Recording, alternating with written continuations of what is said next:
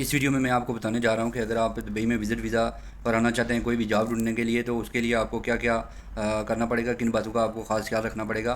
कुछ काम ऐसे हैं जो आपने ट्रैवल करने से पहले पहले कर लेने हैं ताकि आपको किसी दुश्वारी का सामना ना करना पड़े, क्योंकि आप पैसे खर्च करके आ रहे हैं तो आपने कोशिश करनी है आपकी मनी सेव रहे। है तो रिस्क भी, लेकिन इसमें कामयाबी के ज़्यादा से ज़्यादा चांस भी होते हैं। दूसरी बात है, कोई भी बंदा गारंटी नहीं दे सकता कि आप आ जाओ, जैसे कि आपका भाई भी क्यों ना हो कि आप आओगे तो आपको वीज़ा मिलेगा मिला, लेकिन कोशिश करनी पड़ती है।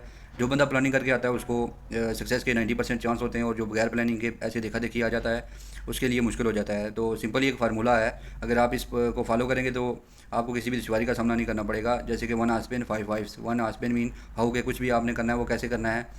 Five wives mean what, when, why, who, where, कि आपने क्या करना है, कब करना है, क्यों करना है, कौन कर रहा है और कहाँ करना है। तो आइए मैं आपको बताता हूँ कि दुबई विज़िट वीज़ा में कुछ ख़ास बातें हैं जो मैं आपको डिटेल में डिस्कस करने जा रहा हूँ। जैसे कि ड्यूरेशन कितनी होनी चाहिए, अकोमोडेशन आपकी रिहाइश का बंदोबस्त, आपका कोई दोस्त इधर जाना होना चाहिए जो आपको असिस्ट कर सके। डॉक्यूमेंट्स के बारे में बताऊँगा, स्किल्स आपके पास क्या है वो आप बेहतर जानते हैं।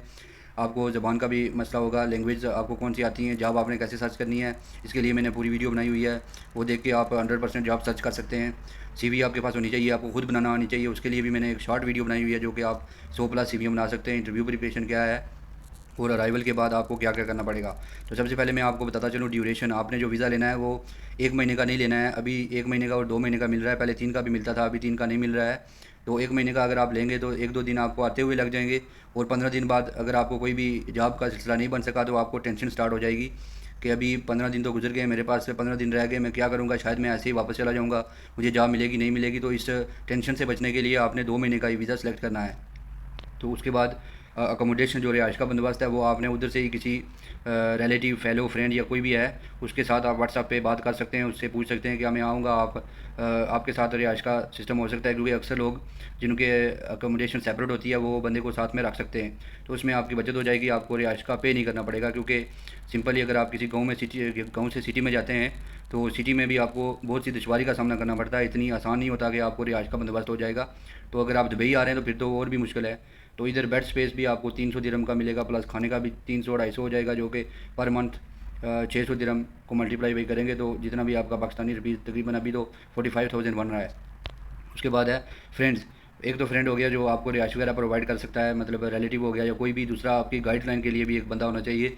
अगर आप कहीं इंटरव्यू के लिए जा रहे हैं या सीवी ड्रॉप करने के लिए जा रहे हैं तो ज़ाहिर बात है आपने ट्रैवल करना है बस पे या मेट्रो पे। इधर वो टैक्सी वाला सिस्टम नहीं होता कि दोस्त को बोला यार मुझे इधर से बिठाओ और उधर उतार दो, क्योंकि इधर कोई भी बंदा फ्री नहीं होता, हर बंदा अपना अपना काम कर रहा होता है। दूसरा, आपने गूगल मैप सीख के आना है कि डेस्टिनेशन से डेस्टिनेशन तक कैसे जाना है। जैसे आपने इस लोकेशन से दूसरी लोकेशन पे जाना है तो सिंपल तरीका है गूगल मैप का, अपनी लोकेशन ऑन करके यूआर लोकेशन और कहाँ पे जाना है वो एग्जैक्ट लोकेशन बताएंगे, तो आपको इधर एग्जैक्ट मिल जाएगा कि आपको कौन सी बस कहाँ से मिलेगी, वो कितनी देर बाद आ रही है, डिटेल में मिलता है। उसके अलावा आपके इधर एक्सपेंस लगते हैं वो तकरीबन 350 दिरहम लग जाता है पर मंथ का ट्रैवलिंग का। और फूड की मैंने बात की, अगर फ्री की अकोमोडेशन मिल रही होगी वहाँ पे फूड आप शेयरिंग में भी करेंगे तो आपका 250 और 200 तक भी आ जाता है। तो अगर फ्री हो जाता है तो वो तो सबसे बेस्ट है। डॉक्यूमेंट बहुत इंपॉर्टेंट होते हैं, अगर जब आप ट्रैवलिंग कर रहे हो तो पासपोर्ट की आपकी वैलिडिटी 1 ईयर प्लस होनी चाहिए, क्योंकि मेरे ख्याल से 6 मंथ से कम हो तो वो वीज़ा भी नहीं लगता है। दूसरी बात होती है सनद या डिग्री, आपके पास क्या क्वालिफ़िकेशन है। आपने अक्सर लोग गलती करते हैं कि वो सब अटेस्ट करा लेते हैं, सब अटेस्ट कराने का कुछ फ़ायदा नहीं है। आपने सबसे हाईएस्ट डिग्री है जो बड़ी है वही सब बस अटेस्ट करानी है। उस अटेस्टेशन के लिए सिंपल तरीका है, अगर आप सनद अटेस्ट करा रहे हैं तो बोर्ड में अप्लीकेशन देनी पड़ेगी, वहाँ से आईबीसीसी इस्लामाबाद में एक अदारा है, वहाँ से दूसरे दिन आपको रिटर्न हो जाती है। फिर move ministry of foreign affair से स्टिकर लगता है। उसके बाद लास्ट प्रोसेस होता है पाकिस्तान इंडिया में, जहाँ भी अपने होम कंट्री में, वहाँ पे आपने ये जो एम्बेसी है, जैसे आप यूएई आ रहे हैं तो यूएई एम्बेसी से किसी और कंट्री में जा रहे हैं उस एम्बेसी से आपने अपनी डिग्री या सनद अटेस्ट करा लेनी है पहले 3 स्टेप के बाद। तो कुछ लोग गलती करते हैं, वो यूएई एम्बेसी जो अपनी कंट्री में होती है वहाँ पे नहीं कराते, वो इधर ही आके फिर उनके लिए ज़्यादा दुश्वारी का सामना करना पड़ता है, क्योंकि इधर से वापस भेजना फिर उधर से अटेस्ट होकर रिटर्न आएगी तो वो मुश्किल है। तो पाकिस्तान में 2 ही अदारे अटैच हैं इसके साथ, साशा और जेरी। जो उनकी जो फ़ीस होती है वो 41 यूएसडी होती है, यूनाइटेड स्टेट डॉलर। उसके बाद लास्ट प्रोसेस होता है जो आपने यूएई में आके सनद टेस्ट करानी होती है। इधर इतना मुश्किल नहीं होता, 2 दिन का काम है बस। बाकी आपके पास स्किल्स, अगर आप ट्रैवलिंग कर रहे हैं, आप क्यों जा रहे हैं, सबसे ज़्यादा बंदे को खुद पता होता है कि वो क्या कर सकता है, कितनी महारत है उसमें। जैसे कि आप सेल्स प्रोफेशनल है, कस्टमर सर्विसेज हैं, रिसेप्शनिस्ट हैं, एनी असिस्टेंट है, ये जो 4 टॉपिक हैं ये कॉमन है। इनमें कुछ इतनी डिफ़िकल्टी नहीं है, अगर आपको एक काम आता है तो दूसरा भी, तीसरा, चौथा ये तकरीबन सेम सेम ही है। बाकी सुपरवाइज़र हैं, आपके पास कोई अच्छी स्किल है या टेक्निकल स्किल है, आप कारपेंटर, स्टील फिक्सर, प्लम्बर हैं, वो वट एवर जो भी हैं, आपके पास होंगी। अक्सर लोग तो ऑलराउंडर ही होते हैं, बस उनको सब पता होता है थोड़ा थोड़ा। तो इसलिए जो कुछ भी आपको अच्छी तरीके से सीखना चाहिए। दूसरी बात आ जाती है लैंग्वेज की। लैंग्वेज का इतना मसला नहीं होता, क्योंकि अगर आपको जो मैं समझा रहा हूँ वो आप मेरे जैसे ही होंगे दोस्त, क्योंकि आप किसी एग्जेक्टिव पोस्ट के लिए नहीं आ रहे। अगर एग्जेक्टिव के लिए आ रहे हैं फिर तो आपकी प्रोफेशनल होगी लैंग्वेज इंग्लिश भी, लेकिन आप क्योंकि छोटी पोस्ट के लिए आ रहे हैं उसके लिए बेसिक इंग्लिश सबको आती होती है। लेकिन वो जब सोसाइटी ऐसी मिलती है तभी बंदा सीख जाता है।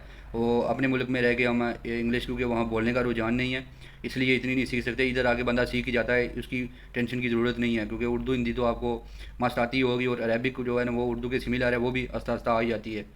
तो इंग्लिश की टेंशन ही की ज़रूरत नहीं है कि मैं जाऊँगा वहाँ पे पता नहीं क्या होगा, कुछ भी नहीं होता।